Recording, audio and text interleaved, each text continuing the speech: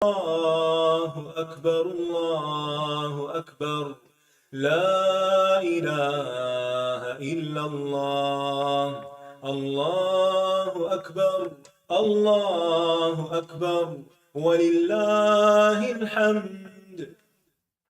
اللهم صل على محمد وعلى آل محمد كما صليت على إبراهيم وعلى آل إبراهيم إنك حميد مجيد. اللهم بارك على محمد وعلى آل محمد كما باركت على إبراهيم وعلى آل إبراهيم إنك حميد مجيد. السلام علیکم ورحمۃ اللہ وبرکاتہ. کیا حال ہے سب کا؟ الحمد للہ، اللہ کا شکر ہے، الحمد للہ.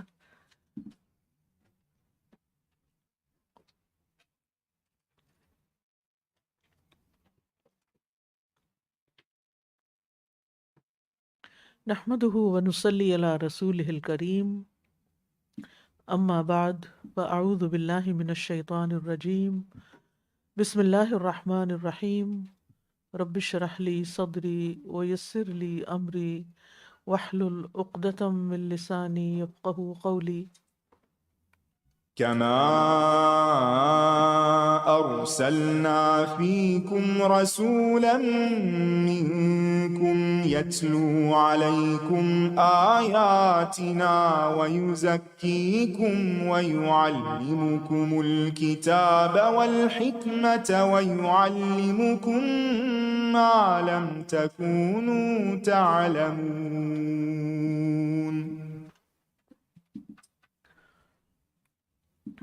ہم کتاب الجہاد کی آیات پڑھ رہے تھے. آج ہم 6 آیت پڑھیں گے. یا ایہا الذین آمنوا هل ادلکم علی تجارۃ تنجیکم من عذاب علیم تؤمنون باللہ ورسولہ وتجاہدون فی سبیل اللہ باموالکم وانفسکم ذالکم خیر لکم ان کنتم تعلمون یغفر لکم ذنوبکم ویدخلکم جنات تجری من تحتها الانہار ومساکن طیبۃ فی جنات عدن ذلک الفوز العظیم وأخرى تحبونها نصر من اللہ وفتح قریب وبشر المؤمنین. یہاں اللہ سبحانہ وتعالیٰ ایمان والوں کو خطاب کر رہے ہیں، یعنی ایک شرف والی ندا ہے. پکارنے کے کئی انداز ہوتے ہیں نا. مثلا آپ نے کسی کو پکارنا تو کیسے پکاریں گے؟ اس کا نام لے کر، اور پیار سے کوئی نک نیم لے کر، اور کوئی وہ جو ریڈ دوپٹے والی ہم؟ کسے؟ ان کی صفت، اچھا صفت، ہاں ان کی کوئی کوالٹی صفت. تو انسان کی جتنی بھی، وہ فلاں گورے رنگ والی، اس کو بلاؤ. انسان کی جتنی بھی کوالٹیز ہیں ان میں سب سے بہترین کوالٹی کیا ہو سکتی ہے؟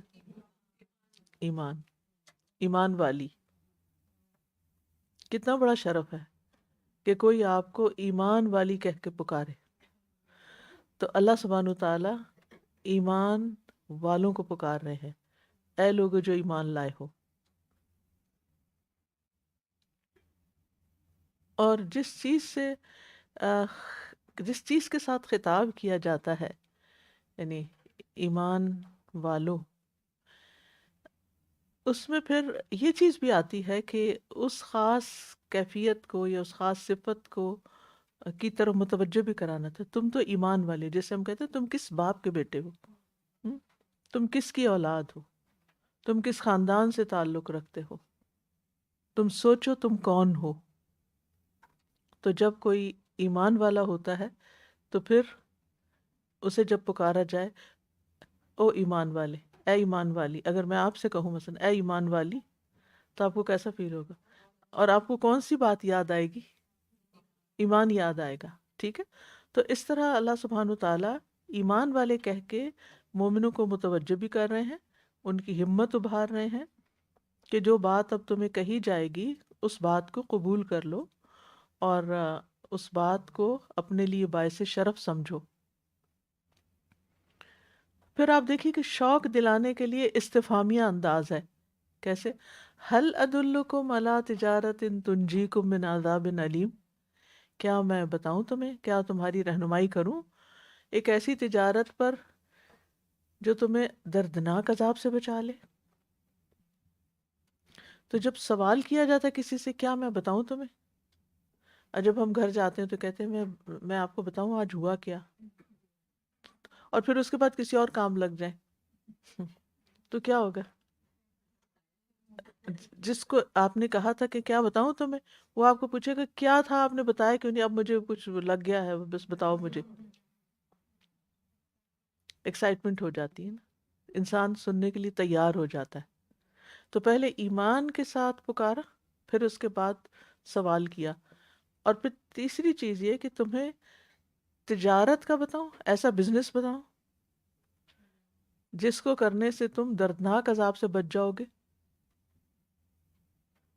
اچھا، عام طور پر جب دنیا میں کوئی بزنس کی بات کرتا ہے تو اس کے نتیجے میں کیا چیز انسان کو ایکسائٹ کرتی ہے؟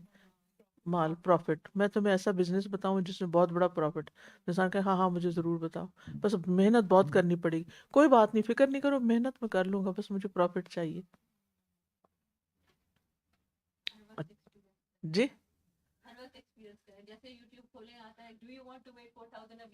صحیح ہے. تو سبھی ایکسائٹیڈ ہو جاتے ہیں. ٹھیک ہے. تو دنیا کی کون سی تجارت ہے جو انسان کو درد سے بچا لے، تکلیف سے بچا لے، مصیبت سے بچا لے؟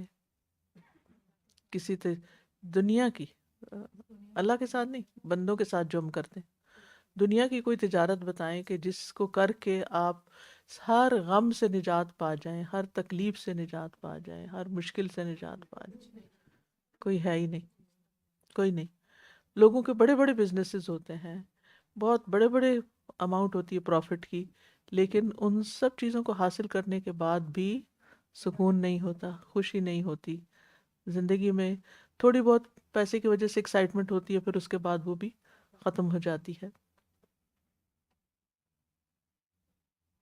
اور کبھی کبھی تو وہ بہت بڑی بڑی تجارتیں عذاب کا سبب بھی ہیں، مصیبت بھی لاتی ہیں، پریشانیاں بھی لاتی ہیں، یعنی خود تجارت لے کر آ رہی ہوتی ہے.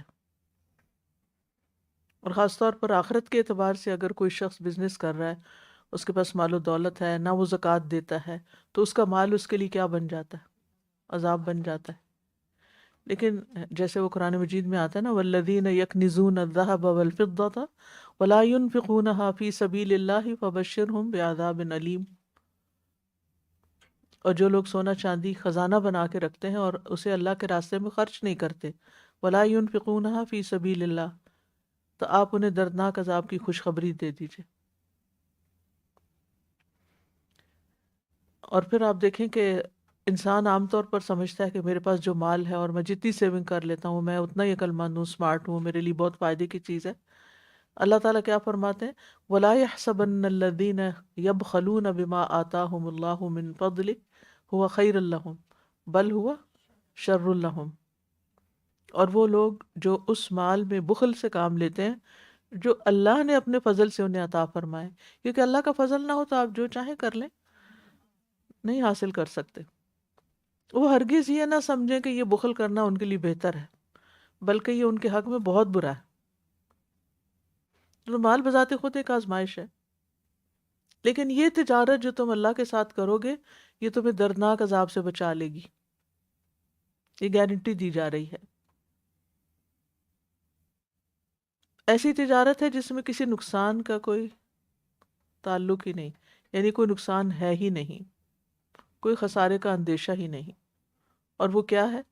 تؤمنون باللہ ورسولہ وتجاہدون فی سبیل اللہ باموالکم وانفسکم۔ تین کام بتائے جا رہے ہیں، اللہ پر ایمان، اس کے رسول پر ایمان، اور اللہ کے راستے میں جہاد، مال اور جان دونوں کے ساتھ۔ ذالکم خیر لکم، یہ تمہارے حق میں زیادہ بہتر ہے۔ یعنی اللہ کے راستے میں محنت بھی کرنا، مال بھی لگانا، جان بھی لگانا، وقت بھی دینا، مال بھی دینا۔ اور اللہ کا راستہ کون سا ہے؟ اللہ کا دین ہے، یعنی اللہ کے دین کے راستے میں اپنی سکلز، اپنی ایکسپرٹیز، اپنا مال، اپنی جان، اپنا وقت، جو کچھ بھی انسان کے پاس ہے اس کو اس راستے میں خرچ کرے۔ تو یہ کام ہر چیز سے بہتر ہے۔ ذالکم خیر لکم ان کنتم تعلمون، اگر تم علم رکھنے والوں میں سے ہو، کیونکہ جتنا جتنا انسان کا علم بڑھتا ہے دین میں، اس کے لیے اس کے اندر اتنا ہی قربانی کا جذبہ بڑھتا ہے۔ وہ پھر صرف دین کو اپنے تک نہیں رکھتا بلکہ اسے سب تک پہنچانے کے لیے ایفرٹ کرتا ہے۔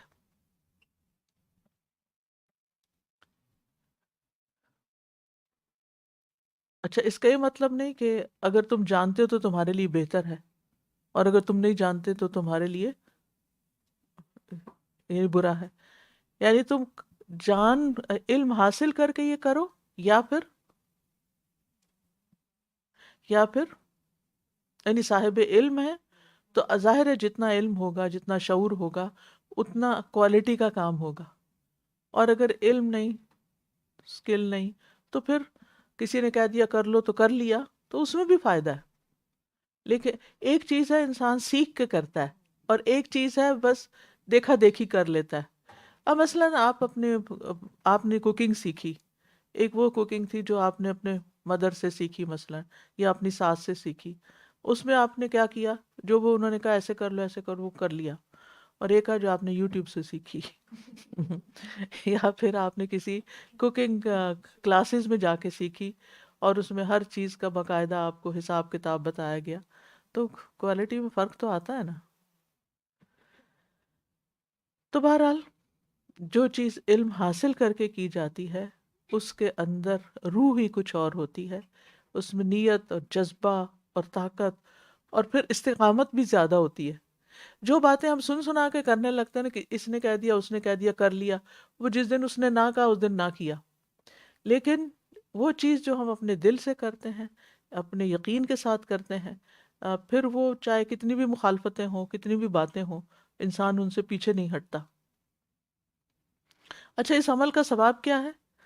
یغفر لکم ذنوبکم، سب سے پہلے تو تمہارے گناہ معاف ہو جائیں گے۔ دوسرا کیا ہے؟ یعنی یہ دنیا میں ہو جائے گا کہ تمہارے گناہ معاف ہو گئے، اور پھر یہ معاف ہو گئے اور گناہوں کی معافی کے ساتھ تم اللہ کے پاس جا گئے، وَيُدْخِلْكُمْ جَنَّاتٍ تَجْرِي مِن تَحْتِهَا الْأَنْهَارُ، جب تم اللہ کے پاس پہنچو گے تو تمہیں وہ داخل کرے گا، خود داخل کرے گا ایسے باغوں میں جن کے نیچے نہریں بہتی ہیں، وَمَسَاكِنَ طَيِّبَةً، اور عمدہ گھروں میں داخل کرے گا، فی جنات عدن، عدن کے باغوں میں۔ ذالک الفوز العظیم، یہ ہے دراصل بہت بڑی کامیابی۔ اب یہاں پر آپ دیکھیے کہ مساکن کی بات ہوئی ہے۔ دنیا میں انسان کے پاس ذرا سے پیسے زیادہ آتے ہیں تو سب سے پہلے کیا بنانے کا سوچتا ہے؟ گھر بنانے کا سوچتا ہے، ٹھیک ہے؟ یہ انسان کی نفسیات میں ہے۔ یعنی سب سے پہلے انسان کھانے پینے کا سوچتا ہے، مجھے اتنا مل جائے کہ میں کھا پی لوں، ٹھیک ہے؟ اچھا، جب وہ مل گیا تو پھر سوچتا کہ اچھا شادی کر لوں، شادی کر لی، اب شادی کر لی، اب گھر چاہیے، اب گھر بنا لوں۔ تو یہ انسان کی بہت بڑی خواہش ہے، یعنی انسان کی زندگی کی خواہشات میں سے ایک بہت بڑی خواہش جس کے لیے وہ اپنی زندگی میں سب سے زیادہ محنت کرتا ہے، وہ ہے گھر۔ گھر بنانا، گھر چلانا، گھر اور گھر کا آرام اور کمفرٹ اور سکون، اور اس کے لیے جو انسان کوشش کرتا ہے تو وہ وہاں پر مل جائیں گے۔ ایسے گھر ملیں گے جو اپنی تعمیر کے لحاظ سے بھی عمدہ ہے، اور جنت عدن کو تو اللہ نے اپنے ہاتھوں سے بنایا ہے، اور اپنے منظر کے لحاظ سے بھی خوبصورت ہے، رہنے کے اعتبار سے بھی ہر پہلو سے عمدہ گھر ہیں۔ موتیوں کے گھر ہیں، سونے چاندی کی اینٹیں لگی ہوئی ہیں، اور یہ رہائشیں کہاں ہیں؟ جنت عدن۔ اچھا، عدن کیا چیز ہے؟ اس کے بارے میں بھی بعض علماء کہتے ہیں کہ عدن کا مطلب ہوتا ہے قیام کرنا۔ اسی سے لفظ معدن ہے، معدنیات، وہ کیا ہوتی ہیں؟ معدنیات، منرلز، وہ کہاں ہوتی ہیں؟ زمین کے اندر، یعنی وہاں زیادہ دیر تک رہتی ہیں، اندر چھپی ہوئی سو رہی ہوتی ہیں، پھر کوئی ان کو نکال لیتا ہے۔ تو جنت عدن کا مطلب ہے دائمی جنت، یعنی ایسی جنت ہے جو کبھی بھی پرانی نہیں ہوگی، کبھی زائل نہیں ہوگی۔ دنیا میں بڑے سے بڑا کوئی محل بنا لے تو کیا ہوتا ہے؟ کچھ عرصے کے بعد اس کی ویئر اینڈ ٹیئر ہوتی ہے، اس کی آپ کو مینٹیننس کرنی پڑتی ہے۔ اچھے سے اچھا گھر بنا لیں، کچھ عرصے کے بعد پرانا پرانا دکھنے لگتا ہے۔ بڑی بڑی محلات اب آپ نے دیکھے ہوں گے دنیا میں، بڑے بڑے جو مونیومنٹس ہیں، باوجود اس کے کہ ان کی بہت کچھ مینٹیننس ہوتی رہتی ہے، لیکن اس کے باوجود وہ پرانا پن ان میں نظر آتا ہے، چاہے وہ اس کی پرانا پانی ان کی خوبصورتی، لیکن وہ پرانے ہو جاتے ہیں۔ لیکن جنت عدن جو ہے نا، اس کی خوبی ہے کہ یہ پرانی نہیں ہوگی، ہمیشہ جنت خوبصورت ہی، مساکن طیبہ ہی ہوں گے۔ ذالک الفوز العظیم، یہ ہے وہ کامیابی جو انسان دنیا میں چاہتا ہے کہ مجھے ایسی خوشی ملے کہ جس میں کوئی غم نہ ہو، ایسی نعمتیں ملیں جس میں کوئی کدورت نہ ہو، لیکن یہاں ہے نہیں، دنیا میں ایسی کوئی چیز نہیں ہے۔ ذالک وہاں ہے، ٹھیک ہے، الفوز العظیم، اور یہ ایک ایسا پروفٹ ہے تجارت میں کہ اس سے اوپر کوئی پروفٹ نہیں، ایسا معاوضہ ہے جس سے بڑھ کے کوئی معاوضہ دے ہی نہیں سکتا، دنیا میں کوئی نہیں دے سکتا۔ اور یہ معاوضہ ان لوگوں کو ملے گا جو یہ 3 کام کریں گے اس آیت کے مطابق۔ اللہ تعالی ہمیں ایسے لوگوں میں شامل کر لے کہ جو اس کے اہل ہوں، اور ہمیں ہمارے برے اعمال سے اللہ تعالیٰ محفوظ رکھے کہ جو اس راستے میں رکاوٹ بنے۔ پھر اللہ تعالیٰ کا فرمان ہے وہ اخرى تحبونہا، ایک اور چیز بھی تمہیں دے گا جس سے تم محبت کرتے ہو، یعنی ایک فوری طور پر ملنے والا انعام بھی، اور وہ کیا ہے؟ نصر من اللہ و فتح قریب، یعنی اللہ تعالیٰ دشمن کے مقابلے میں تمہاری مدد بھی کرے گا اور فتح بھی، کیونکہ یہ انسان کو اچھا لگتا ہے کہ وہ جیتنا اچھا لگتا ہے، اس کو مدد ملنا اچھا لگتا ہے۔ وہ کہتے ہیں جیسے اللہ تعالیٰ کا ارشاد ہے قاتلوہم یعذبہم اللہ بایدیکم ویخزہم وینصرکم علیہم ویشفی صدور قوم مؤمنین ویذہب غیظ قلوبہم ویتوب اللہ علی من یشاء واللہ علیم حکیم۔ کتنے سارے آؤٹ کم بتا دی، یہ اس کی ڈیٹیل ہے نصر من اللہ و فتح قریب کی، کہ تم ان سے جنگ کرو، اللہ تمہارے ہاتھوں انہیں عذاب دے گا، انہیں ذلیل و رسوا کرے گا، ان کے خلاف تمہاری مدد کرے گا، مومن قوم کے سینوں کو شفا بخشے گا، ان کے دلوں کا غصہ دور کرے گا، اور اللہ جس پر چاہے مہربان ہوتا ہے، اور اللہ خوب علم والا، بہت حکمت والا ہے۔ یہ سورۃ توبہ کی آیت ہے، جب سب کے اوپر جہاد فرض ہو گیا تھا اور مسلمانوں کو نکلنا تھا۔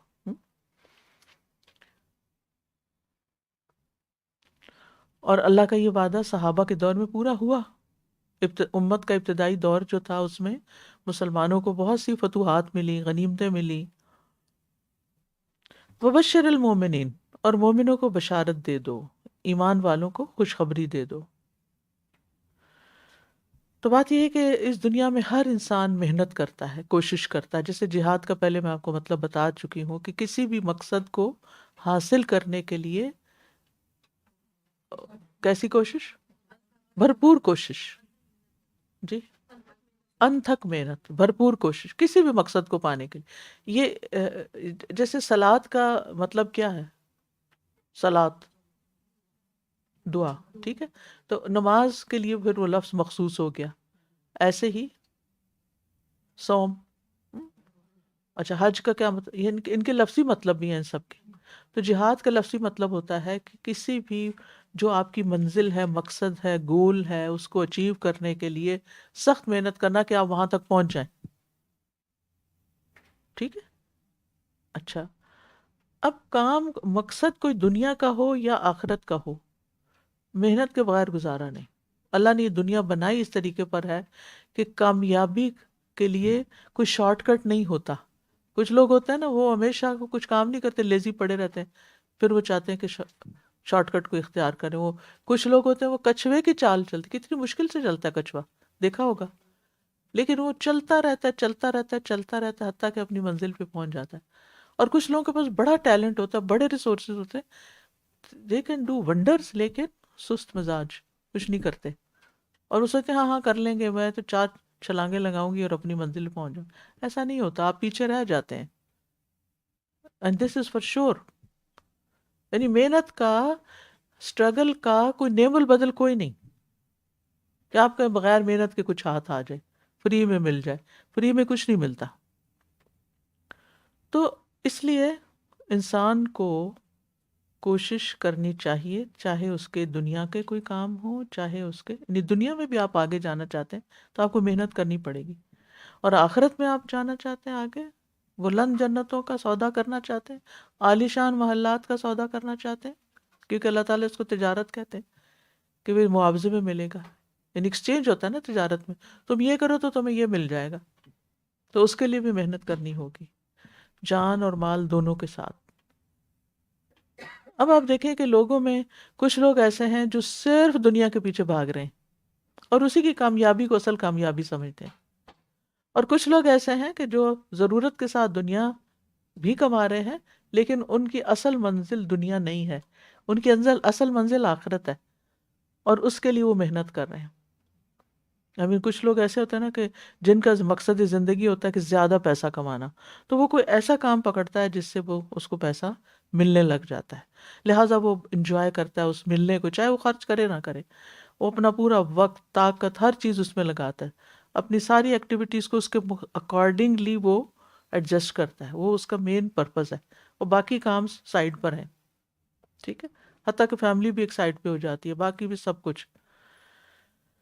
اور اگر اس کی کوششوں سے اس کو پیسہ ملتا ہے تو وہ آگے بڑھتا ہے اور خوش ہوتا ہے، اور اگر نہیں ملتا تو پھر وہ سوچ میں پڑ جاتا ہے، وہ ودڈرا کرنے لگتا ہے، اس چیز سے پیچھے ہٹ جاتا ہے، کچھ اور رستہ تلاش کرتا ہے. ایک شخص ہوتا ہے وہ اس کو شہرت کے بڑا شوق ہوتا ہے. آج کل سوشل میڈیا کی وجہ سے بہت سے لوگوں کو جو گھر بیٹھے تھے آرام سے، ان کو شہرت کا شوق ہو گیا، اور انہوں نے شہرت حاصل کرنے کے لیے کیا کرنا شروع کر دیا، کوئی پروڈکٹیو کام نہیں. آپ کو پتہ ہے کہ اس وقت جن یوٹیوبرز کو ملینز کی لائکس ملتی ہیں، وہ کیا پروڈیوس کر رہے ہیں، آپ کو بھی معلوم ہے میں کیا کہہ رہی ہوں. بعض کا انتہائی فضول بیہودہ قسم کی چیزیں جن کا کوئی پرپز نہیں، سوائے صرف لوگوں کو ہنسانا اور الٹی سیدھی کلا بازیاں لگانا کہ بس توجہ حاصل کر لیں. جی ہاں، سوئسائڈل ریٹ، کیونکہ وہ کہیں پر تسلی نہیں ہوتی نا کچھ.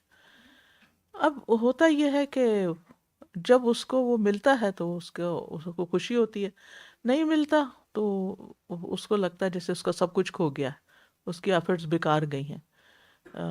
کچھ لوگوں کو کچھ اقتدار کا بڑا شوق ہوتا ہے کہ ان کو کوئی پوزیشن ملے، اور لوگوں کی گردنیں ان کی مٹھی میں ہوں، اور سب سے اوپر وہ ہوں، وہ ہر حربہ اختیار کرتے ہیں اس کو حاصل کرنے کے لیے. یہ سب وہ لوگ ہیں جنہیں اپنی کوششوں کا نتیجہ دنیا میں چاہیے ہوتا ہے، اور دنیا میں پھر اگر نہیں ملتا تو وہ ڈپریشن کا شکار ہو جاتے ہیں یا کسی اور تکلیف میں پڑ جاتے ہیں. لیکن مومن جو ہوتا ہے اس کا گول چونکہ آخرت ہوتی ہے، لہٰذا وہ اپنی کوششوں کا بدلہ اگر دنیا میں دیکھتا ہے تو بھی ٹھیک ہے، اور اگر وہ نظر نہیں بھی آتی تو اس کو یہ یقین ہوتا ہے میرا رب میری محنت ضائع نہیں کرے گا، مجھے کچھ نہ کچھ اس کا ضرور مل جائے گا. لہٰذا وہ پیچھے نہیں ہٹتا، وہ مسلسل جد و جہد کرتا رہتا ہے، وہ اس تجارت میں لگا رہتا ہے، آخری دم تک لگا رہتا ہے، کوئی چیز اس کو اس سے روکتی نہیں. تب آپ دیکھیے کہ دنیا کا میدان کارزار ہے، اور اس میں ہر کوئی دوڑ رہا ہے، ہر ایک کی کوشش ہے. ہم میں سارے کو اپنے اوپر نظر ڈالنی چاہیے، دوسروں کو مت دیکھیں، اپنے آپ کو دیکھیں کہ میری دوڑ کس طرف لگی، میں کس چیز کے لیے دوڑ رہی ہوں، میری انرجیز کہاں لگی، میری سکلز کہاں لگی، میری ذہانت کہاں لگ رہی ہے، میرا مال کہاں لگ رہا ہے، میری خوشی کس چیز میں ہے، میرا پیشن کیا ہے. ہم میں سے ہر ایک کو اپنے آپ سے سوال کرنا چاہیے. دیکھیے سب سے بڑی ڈسکوری نا اپنے آپ کو ڈسکور کرنا ہے، اور وہی شخص ڈسکور کر لیتا ہے جو اپنے آپ سے تیکھے سوال کرتا ہے کہ نہیں مجھے معلوم کرنا ہے کہ کرنا کیا ہے تم نے. وہ جو ہم اپنے بچوں سے پوچھتے ہیں تم نے کرنا کیا ہے، تم نے بننا کیا ہے، وہ ہم اپنے آپ سے پوچھیں، اپنے اندر کے بچے سے پوچھیں تم نے کیا کرنا ہے، تم آرام کرنے آئے ہو دنیا میں. کیونکہ جب تک انسان اپنے آپ کو نہیں پہچانتا نا، اپنی صلاحیتوں کو نہیں پہچانتا، تو وہ ضائع کر دیتا ہے اپنے آپ کو.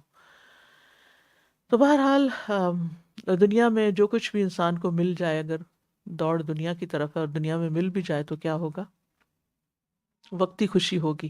لیکن اگر اللہ کے دین کے لیے آپ کی کوششیں لگ رہی ہیں اور یہ سارا کچھ لگ رہا ہے، تو انشاءاللہ وہ جو کامیابی ہے اس کے بعد کوئی ناکامی ہے ہی نہیں. دنیا میں تو کبھی انسان اوپر جاتا ہے، کبھی نیچے، کبھی اوپر کبھی نیچے، ایک سی سو ہے، کبھی کوئی اور جیت جاتا ہے، کبھی آپ کبھی اور پھر وہ جیسے آتا ہے نا کہ کوئی بھی چیز جو اوپر جاتی ہے اللہ نے قانون بنایا ہوا ہے کہ اس کو ضرور نیچے آنا ہوتا ہے. تلک الایام نداولھا بین الناس، یعنی کبھی بھی آپ کتنی بھی بلندی پہ پہنچے مت سوچیں کہ میں یہاں اس چوٹی پہ ہمیشہ کھڑی رہوں گی. ادھر رہنے کی جگہ نہیں ہوتی، اس نے نیچے آنا ہی ہوتا ہے، واپس پلٹنا ہی ہوتا ہے. تو دنیا میں کچھ بھی حاصل ہو جائے جو آپ چاہتے ہیں، واپسی کا سفر ہے. اعلیٰ سے اعلیٰ ترین قسم کے اسکلڈ لوگ جو ہیں ریٹائر ہو جاتے ہیں. کسی کو بتا رہی تھی کہ ان کے چچا کو بہت ذہین اور بہت قابل تھے، تو کسی خاص فیلڈ میں ان کو بہت زیادہ ان کے اوپر محنت کی گئی، پیسہ لگا، ان کی ٹریننگز ہوئیں، آرمی میں تھے، اور یعنی کہ اتنا کچھ کرنے کے بعد جب 60 ایئر پہ پہنچے تو ان کو ریٹائر کر دیا گیا.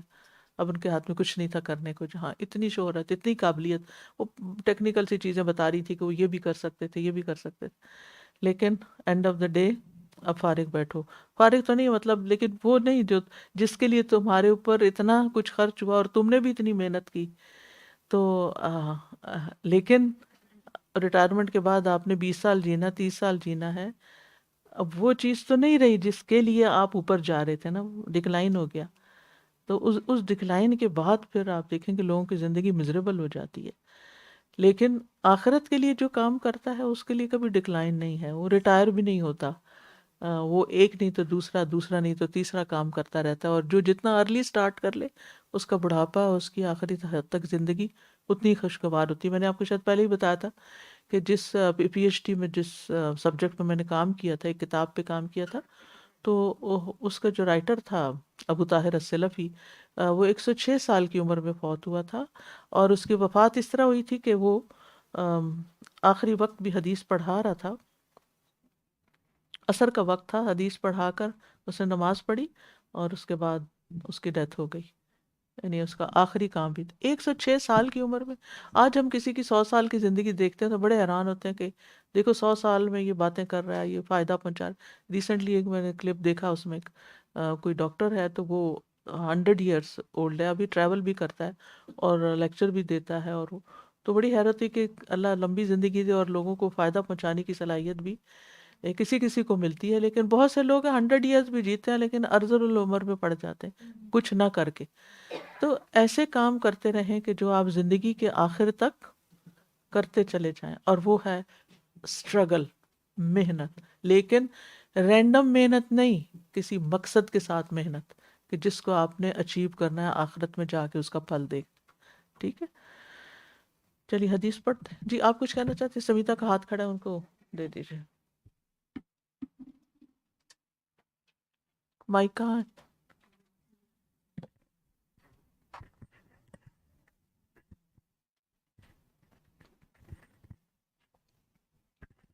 استاد جی، ہم دیکھتے ہیں کہ لوگ دنیا میں دنیا کی خاطر، دنیا کی کامیابی کے لیے ہر چیز اپنی داؤ پہ لگا دیتے ہیں، بیچ آتے ہیں سارا کچھ. اپنے ملکوں میں بیچ آتے ہیں، اپنی امیگریشن کرواتے ہیں، ہر چیز کرواتے ہیں، پھر آگے بھی ان کے ساتھ جو دھکے ان کو ملتے ہیں، اللہ اکبر. اور ہم دیکھتے ہیں کہ صحابہ میں عبد الرحمن بن عوف ماشاءاللہ مجھے یاد آ رہے تھے، سب چیز اپنی چلی گئی، لیکن پھر سے اللہ تعالیٰ نے ان کو پھر دیا، اور پھر انہوں نے اللہ کی خاطر ماشاءاللہ سے اپنے آپ کو کھڑا کر لیا. تو جب ہماری نیت اور ارادے اللہ کے لیے ہوتے ہیں تو خود بخود اللہ تعالیٰ راستے بھی پیدا کر دیتے ہیں، اور اسی رزق میں اتنی برکت ہو جاتی ہے. آپ تھوڑا سا ٹائم اللہ کی خاطر کیوں لگائیں، میں تو کہتی ہوں لگا کے دیکھیں، ایکسپیریمنٹ کر کے دیکھیں، آپ کے خود بخود کام دنیا میں ہو جائیں گے انشاءاللہ. برکت. جی رابعہ، یا مائک ادھر آگے دے دیجیے رابعہ کو.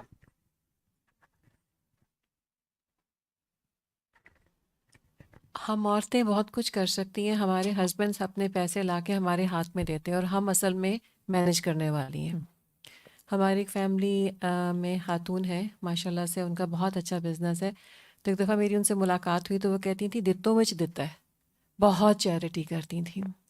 اور وہ کہتی ہیں کہ میں نے کسی کو سنا، وہ کسی نے کہا تھا کہ میرا جو ہے نا درجن وہ 12 نہیں 13 ہے. تو وہ یہ جو عورتیں ہیں نا یہی اصل میں کنٹرول کر رہی ہیں ہسبینڈس کے پیسوں کو، چیزوں کو. اور جتنا چیریٹی کریں گے، آپ دیکھیں جتنے بزنس جتنے زیادہ جاتے ہیں وہ لوگ بہت چیریٹی کرتے ہیں، کیونکہ معاملہ اللہ کے ہاتھ میں چلا جاتا ہے.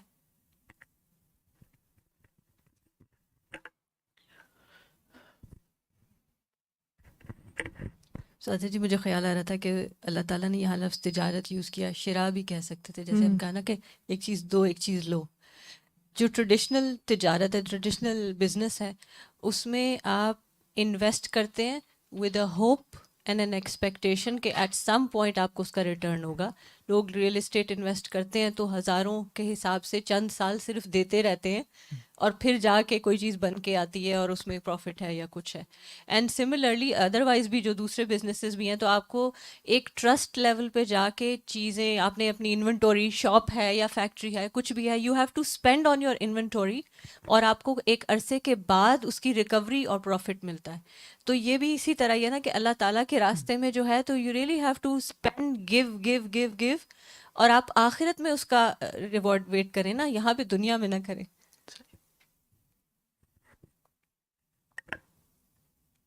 یہ بہت اچھی مثال دی آپ نے، کیونکہ ہم بعض اوقات کوئی کام کرتے ہیں تو ہم فوراً پلٹ پلٹ کے وہ بچوں کی طرح دیکھتے ہیں اتنے دن سے سپارہ شروع کیا، وہ کتنے ورقے باقی ہیں، تو کتنا ابھی اور کتنا چلنا پڑے گا، کہاں تک جانا پڑے گا. تو آپ دیکھیے کہ دنیا میں بھی آپ کوئی بھی کام شروع کرتے ہیں، کسی بھی چیز کی، چاہے ایجوکیشن ہے، آپ نے چلو پڑھ کے جاب ہی کرنی ہے، تو ایک کے بعد ایک ڈگری کر کے کہاں تک وقت لگتا ہے پھر آپ کو ریٹرن ملنا. پہلے تو آپ صرف فیس دیتے ہی رہتے ہیں نا، دیتے ہی رہتے ہیں، دیتے ہی رہتے ہیں، پھر جا کے ملتا ہے. لیکن دین کے معاملے میں، آخرت کے معاملے میں ہم اس اصول کو بھول جاتے ہیں کہ ابھی دینے کا وقت ہے، دنیا دینے کا وقت ہے، اور پھر لینے کا وقت آگے جا کے ہے. صحیح.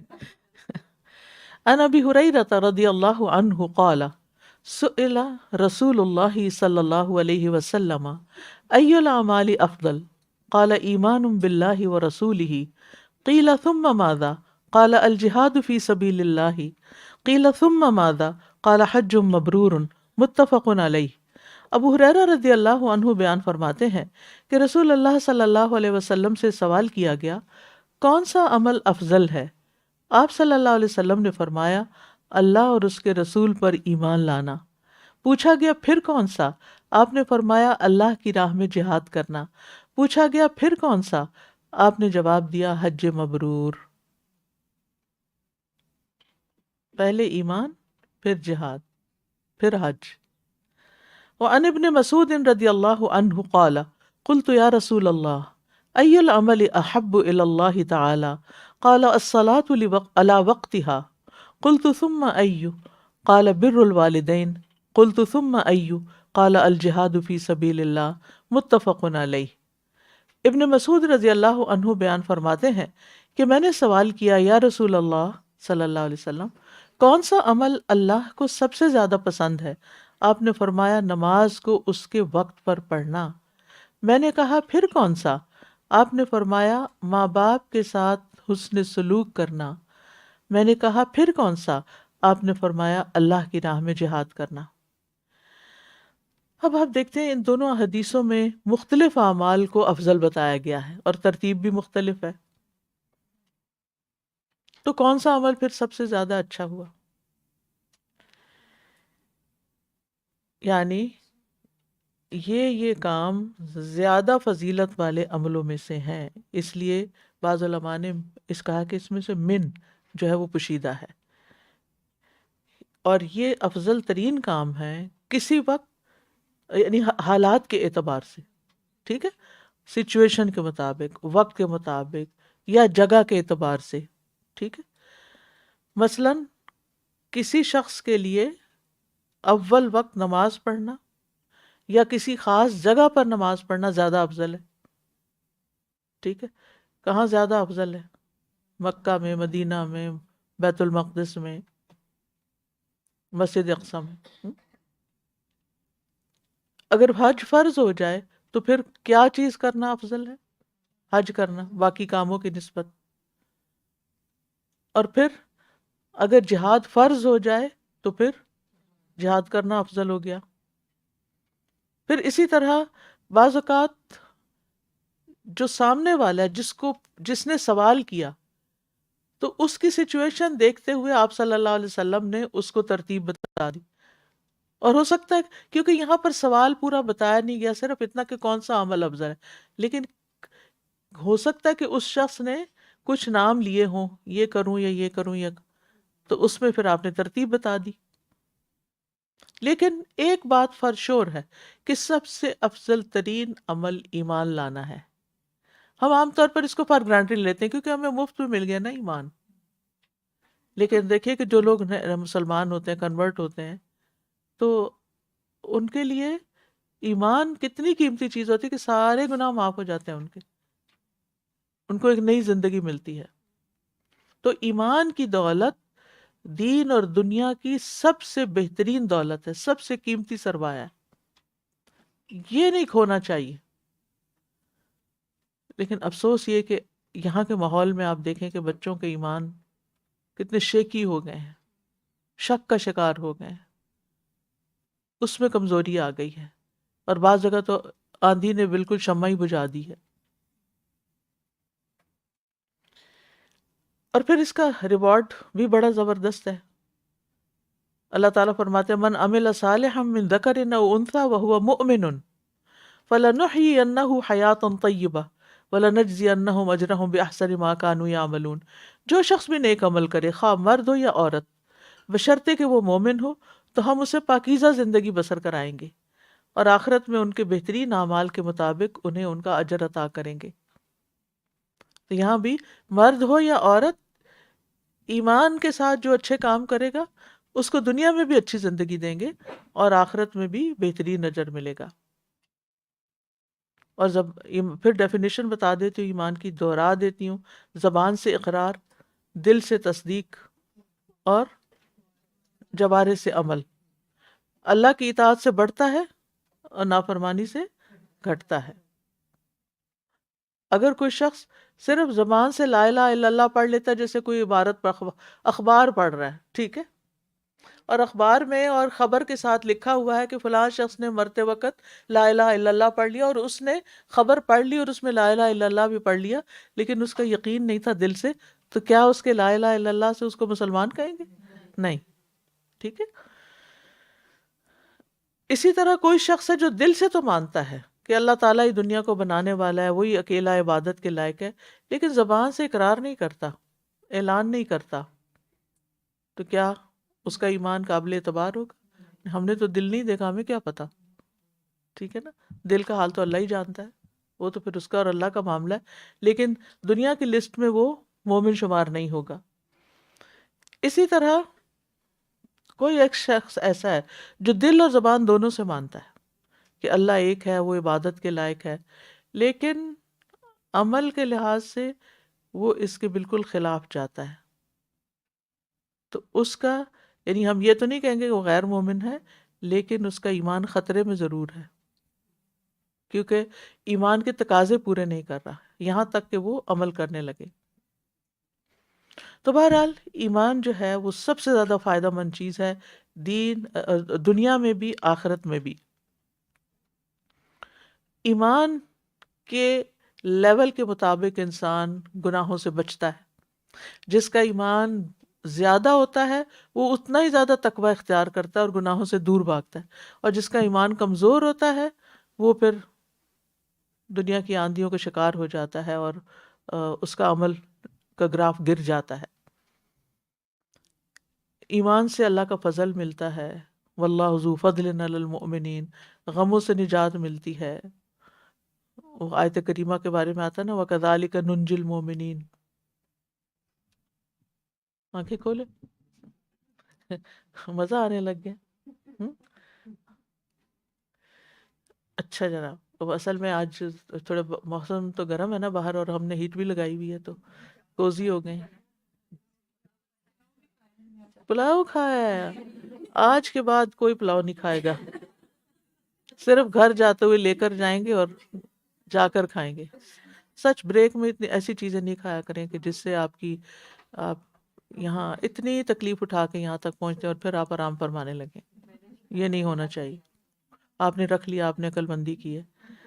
جی، مجھے پتہ ہے آپ کو ناشتہ بنانے اور کھانے کا وقت نہیں ملتا، پھر جو مل جائے کھا لیتے ہیں۔ پھر آپ دیکھیے کہ مصائب سے نجات ملتی ہے، جس طرح رسولوں کو اللہ نے بچایا، شیاطین سے حفاظت ملتی ہے، گناہ نیکیوں میں بدل جاتے ہیں ایمان کے ساتھ، جنت میں درجات بلند ہوتے ہیں، اللہ تعالیٰ کی رضامندی ملتی ہے۔ پھر اسی طرح ایمان کے بعد افضل ترین عمل جو ہے نا وہ نماز ہے، کیونکہ سب سے پہلے اس کا حساب ہونا ہے، اور یہ اللہ کا محبوب ترین عمل ہے۔ اور اول وقت میں نماز پڑھنے کا کس بات پر دلیل ہے؟ اگر کوئی اول وقت میں پڑھتا ہے، یہ کس بات کی علامت ہے؟ ہم؟ کہ اس کو شوق ہے نماز کا، کیونکہ جس چیز کا شوق ہوتا ہے نا اس کے لیے آپ دوڑ پڑتے ہیں، میں پہلے یہ کر لوں پھر میں آتی ہوں۔ ٹھیک جی، پرائرٹی۔ کسی انسان سے ملنے کا شوق ہوتا ہے، آپ کہتے ہیں باقی کام بعد میں کر لیں، پہلے میں اس سے ملوں۔ اگر اللہ سے ملاقات کا شوق ہے تو کہیں گے میں ذرا نماز پڑھ لوں پھر کچھ اور کروں گی۔ اور جو نمازوں کے اوقات ضائع کرتے ہیں ان کے لیے قرآن مجید میں صورت ہے فویل للمصلین الذین هم عن صلاتهم ساہون۔ یہ کون لوگ ہیں؟ جو نماز کو اس کے وقت سے ڈیلے کر کے، قضا کر کے، یا بالکل آخری وقت میں ٹھونگے مار کے پڑھتے ہیں، اور کام کرتے رہتے ہیں، ادھر بھاگ ادھر بھاگ، لیکن نماز کے وقت سب سے آخر میں نماز۔ جی، یہ ہمارا اتنا اچھا انٹرنل سسٹم ہے کہ اگر ہم جب نماز ٹائم پہ پڑھتے ہیں خود بخود اس کے لیے کھڑے ہو۔ جی۔ تو اس آیت کا مطلب بہت سے لوگوں کو نہیں آتا، صلاتہم ساہون، وہ سمجھتے سجدہ سہو کرنے والے، یہ نہیں مطلب۔ اس کا مطلب ہے کہ نماز کا وقت ضائع کر دینا، فضول کاموں میں لگا رہے انسان، بیٹھے ہیں ٹک ٹاک دیکھے جا رہے ہیں، اچھا اٹھتی ہوں اور اتنے میں وقت، اور اب آ رہی ہے ونٹر، ایک کے بعد ایک نماز ہے، کوئی گنجائش نہیں ہے کہ آپ ادھر ادھر زیادہ ہو سکیں، اور سستی سے نماز کے لیے اٹھنا جو ہے وہ نفاق کی علامت ہے۔ جی، میں بھی یہی کہنے لگی تھی کہ نفاق کی علامت سے ایک ہے کہ وہ منافق آخری وقت میں نماز پڑھتا ہے۔ جی، آخری وقت میں بھی پڑھتا ہے، اور ولا یاتون، وہ آتا ہے نا ولا یاتون الا وهم کسالى، ولا یاتون الصلاۃ الا وهم کسالى، سستی کے مارے نماز میں آتے ہیں، ولا ينفقون الا وهم کارہون، اور خرچ بھی کرنا پڑے تو بہت مشکل سے کرتے ہیں۔ امام قرطبی کہتے ہیں کہ جب بغیر عذر کے اپنے وقت پر نماز نہیں پڑھی حتیٰ کہ اس کا وقت نکل گیا، حالانکہ وہ جانتا ہے یہ اتنا گراں کام نہیں اور اس کی فضیلت بھی بہت ہے، تو وہ دوسرے اعمال خیر کو بھی ضائع کرنے والا ہوگا۔ یعنی جس کو نماز کی فکر نہیں نا، اس کے لیے پھر نیکی کا کوئی اور کام بھی ویلیوبل نہیں، وہ اور نیکیاں بھی نہیں کرے گا۔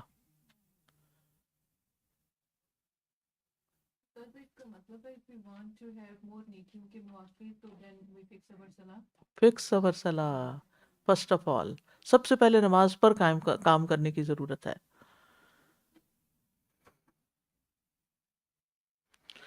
اسی طرح کچھ لوگ اپنی مصروفیات جاب وغیرہ کا ذکر بہانہ کرتے ہیں، بہانہ بھی نہیں، بعض اوقات واقعی جینوئن ریزن بھی ہوتی ہے، لیکن اس میں بھی اگر کوشش کی جائے، مثلا مجھے اکثر جب میں درس وغیرہ پہ جاتی ہوں تو خواتین پوچھتی ہیں میری جاب ہے، مجھے ارلی نکلنا ہوتا ہے، یا وہ تو وہ نماز، پھر جاب شروع ہو جاتی ہے، پھر نماز کا ٹائم نکل جاتا ہے، تو میں اشراق کے وقت پڑھ لیتی ہوں یا تہجد کے وقت پڑھ لیتی ہوں فجر. ان کا نہ تہجد میں فجر ہوتی ہے نہ اشراق میں، نماز تو اپنے وقت پر ہوتی. تو میں ان سے پوچھتی ہوں کہ آپ نے اپنے امپلائر سے بات کی ہے؟ کہتے نہیں ان سے نہیں کی. میں کہا بات کریں کہ میرا یہ، مجھے اس کے لیے وقت چاہیے. یعنی اگر ٹھیک ہے آپ سنت وغیرہ نہیں پڑھ سکتے، نفل نہیں پڑھ سکتے، کیونکہ یہ بھی بعض اوقات لوگ کام چوری کے لیے کیا کرتے ہیں، وہ نماز پڑھنے اور کام چھوڑ کے تو پھر لمبی نمازیں شروع کر دیتے ہیں. وہ تو آپشنل ہے نا، لیکن فرض تو آپ کو وقت کے اوپر ہی پڑھنے ہیں. تو بہرحال جتنا انسان کا ایمان مضبوط ہوگا اتنا ہی وہ اس فریضے کا خیال زیادہ رکھے گا. نمازوں میں کوتاہی ہے تو آپ سمجھیں کہ ایمان میں ابھی کمی ہے، خلل ہے، کمزوری ہے. اور یہ بھی یاد رکھیں کہ اب یعنی وقت ختم ہونے کے بعد اس کو پڑھنا یہ کبیرہ گناہ بھی ہے. ٹھیک ہے.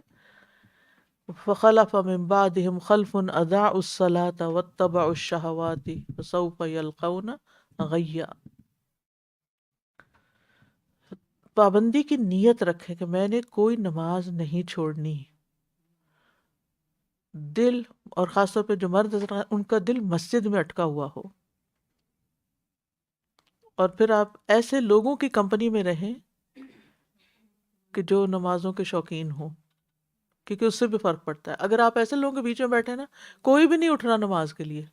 ہوتی ہیں کچھ گیدرنگز، حیرت ہوتی ہے بعض اوقات لوگ کسی اچھے کاز کے لیے اکٹھے ہوتے ہیں، بڑی بڑی باتیں کرتے ہیں، اور جب نماز کا وقت ہوتا ہے کوئی نماز کے لیے نہیں اٹھتا.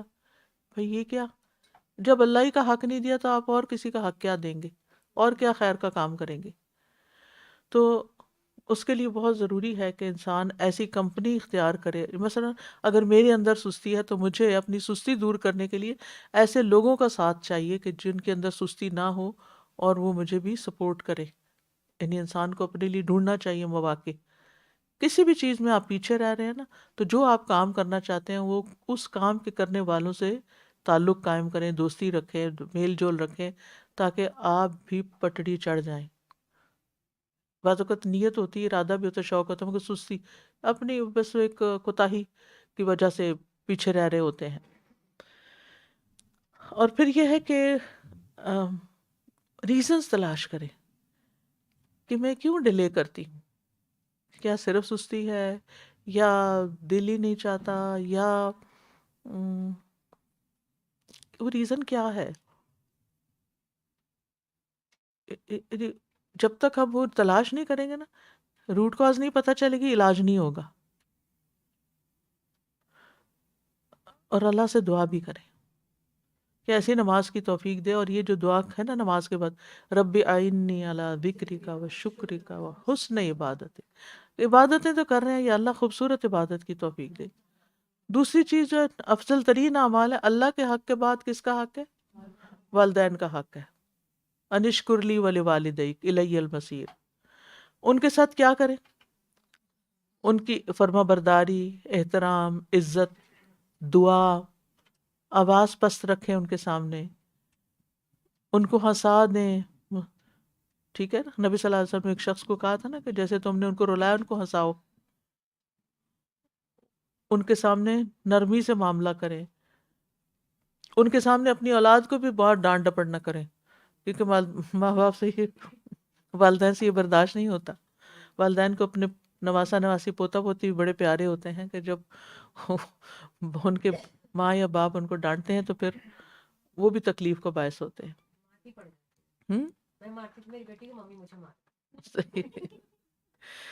اچھا، پھر آپ دیکھیں کہ ان کے سامنے ان کی باتوں پہ ناگواری کا اظہار نہ کریں گے. آپ ہر وقت مجھے یہی کہتی رہتی ہیں، اور ایسا نہ کہیں. نہیں بھی اچھی لگتی بات ایک طرف ہو جائے. ان کی جائز خواہشات کو جلدی پورا کریں. وہ آپ سے کوئی فرمائش کرتے ہیں فلاں چیز چاہیے مجھے، لے آؤ، تم یہ کر دو. اچھا اچھا اچھا، ہر روز ٹال مٹول، یہ درست نہیں ہے. ان کی باتوں کو دھیان سے سنیں. ان کی باتوں پہ مخالفت نہ کریں. کوئی چیز نہیں بھی پسند ہوتی نا، وہ بات کرتے ہیں تو ایک دم یہ نو، یہ نہیں ہو سکتا، آپ کیسی باتیں کرتی ہیں، اس طرح کا رویہ نہ رکھیں. خاموش ہو جائیں، پھر بھلے وقت میں ان کو سمجھا دیں کہ اگر اس کی بجائے یہ کر لیں تو زیادہ اچھا ہے. ان کی زندگی میں بھی اور ان کی وفات کے بعد بھی ان سے حسن سلوک، ان کے دوستوں کے ساتھ اچھا سلوک کر کے، اور اگر کہیں سفر وغیرہ پہ جانا ہو زندگی میں ان کے ہوتے ہوئے تو اجازت لے کے جائیں. اور اگر کھانا کھانے کی ٹیبل پہ بیٹھے تو ان سے پہلے نہ شروع کر دیں. اپنے بیوی بچوں کو ان پر ترجیح نہ دیں، پہلا حق ان کو بتائیں. وقتاً فوقتاً ان کو تحائف دیں، اور ان کا شکریہ بھی ادا کرتے رہیں کہ آپ نے ہماری تربیت میں اتنی محنت کی. اور اگر ماں اور باپ میں آپس میں کوئی کلیش ہے تو پھر کیا کریں؟ یہاں حسن سلوک کیسے ہوگا؟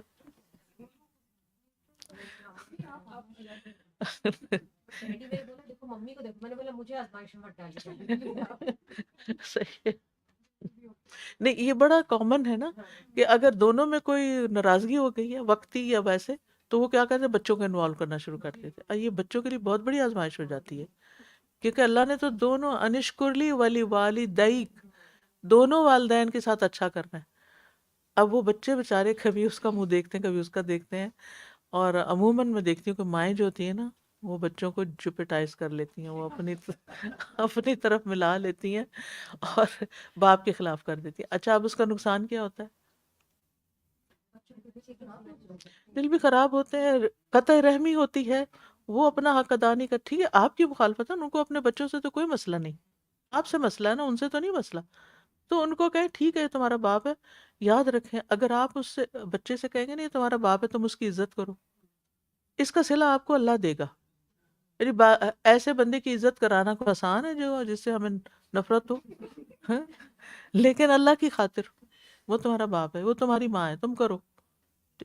ان کو پارٹی گروپنگ نہیں کریں گھر میں، اور دو بچے ادھر ہو گئے، دو ادھر ہو گئے. اور کیونکہ پھر پتہ کیا، آج آپ باپ کے خلاف کریں گے نا، کل وہ جب بڑے ہوں گے نا، سمجھدار ہوں، پھر وہ اپنی نظر سے دیکھیں گے غلطی کس کی، پھر ان کو سمجھ آئے گی تو غلطی میری ماں کی ہے، تو پھر وہ آپ کو چھوڑ دیں گے، وہ نہ ادھر کریں گے نہ ادھر کریں گے.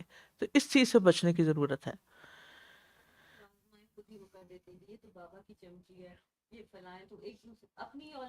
اپنی بالکل.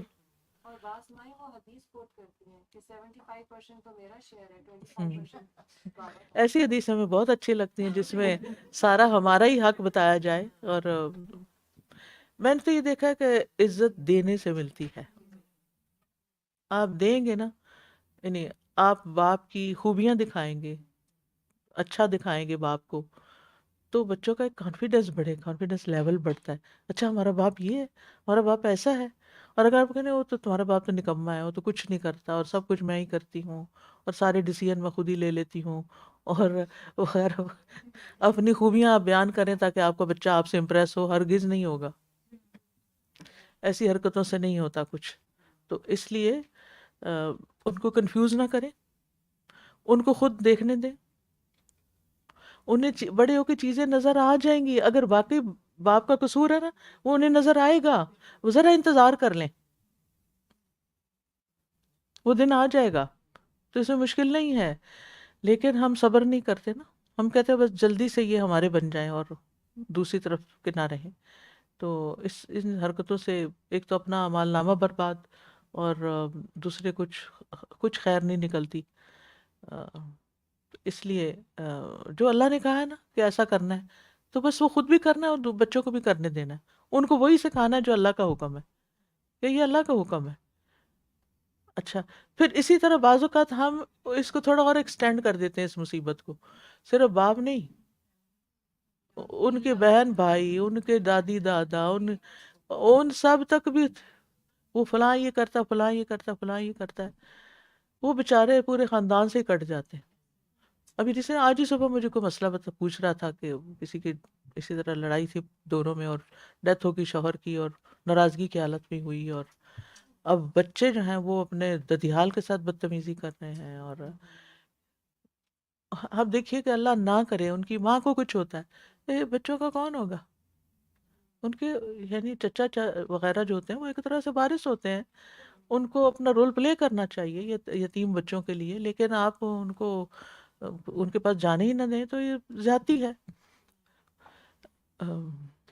اختلاف اپنی جگہ لیکن حقوق اپنی جگہ، حقوق کا سوال ہوگا، ٹھیک ہے۔ اب تیسرا، ان حدیثوں میں جو تیسرا کام بتایا گیا وہ جہاد فی سبیل اللہ ہے،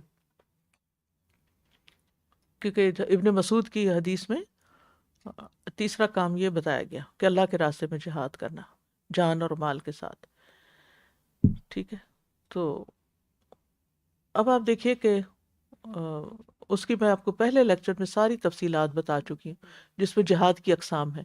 ہر شخص اپنے اعتبار سے دیکھے کہ وہ کس دین کی خدمت کے کس کام میں اپنا وقت مال جان لگا سکتا ہے، کہاں کیا کر سکتا ہے، یعنی ہر ایک کو خود ڈیسیژن لینا ہے۔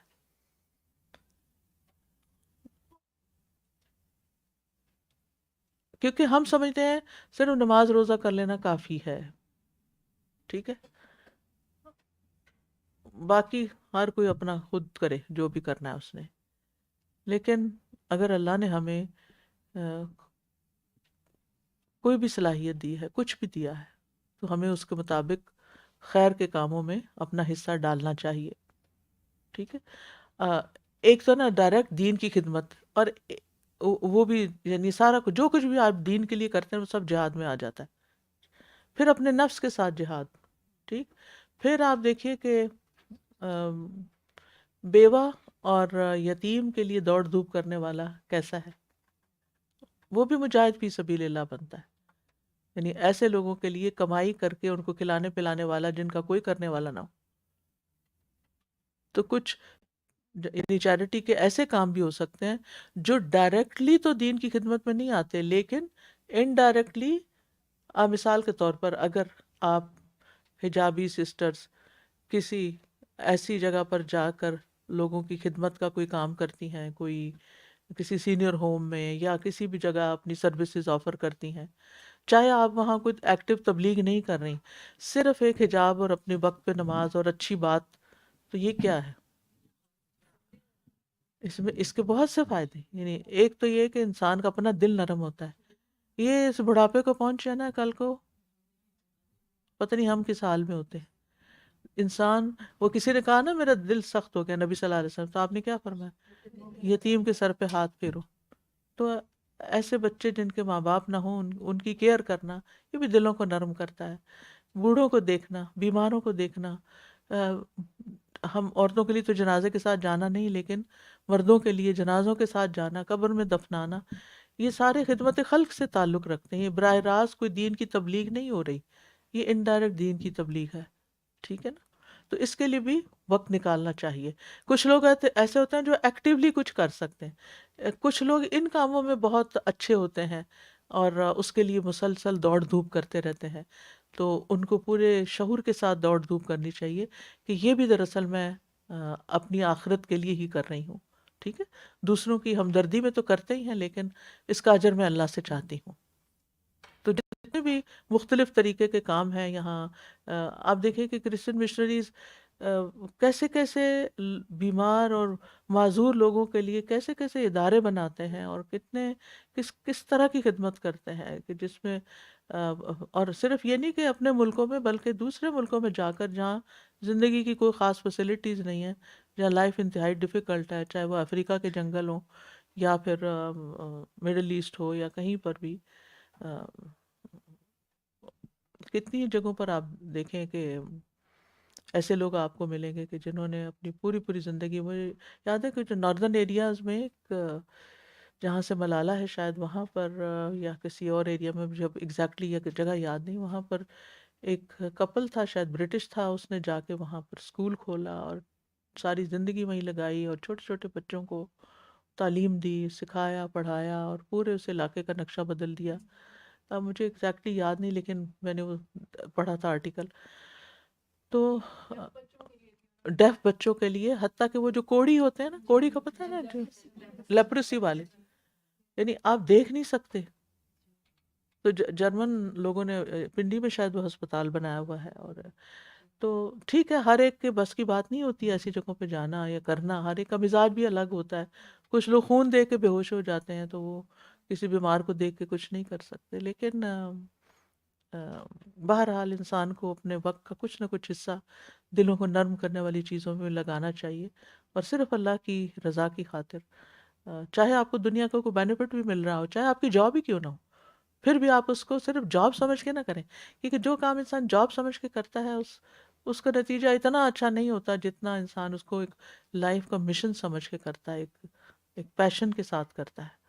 تو اللہ کرے کہ ہم دین پڑھ کر ڈائریکٹلی یا انڈائریکٹلی اس کام کے لیے محنت کرنے والے ہوں. وآخر دعوانا ان الحمد للہ رب العالمین. سبحانک اللہم و بحمدک، اشہد ان لا الہ الا انت، استغفرک و اتوب الیک. السلام علیکم و رحمۃ اللہ وبرکاتہ.